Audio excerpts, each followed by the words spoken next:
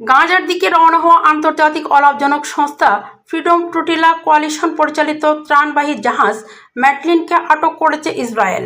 Italy থেকে যাত্রা শুরু করা জাহাজটি গাজার উপকূলে পৌঁছানোর আগেই আন্তর্জাতিক জলসীমা থেকে জোরপূর্বক ইসরায়েলের আশদাদ বন্দরে নিয়ে যাওয়া হয়েছে বলে জানিয়েছেন ইসরায়েলের পররাষ্ট্র মন্ত্রণালয়। জাহাজটিতে সাংবাদিক, মানবাধিকার কর্মী সহ 13 জন ছিলেন।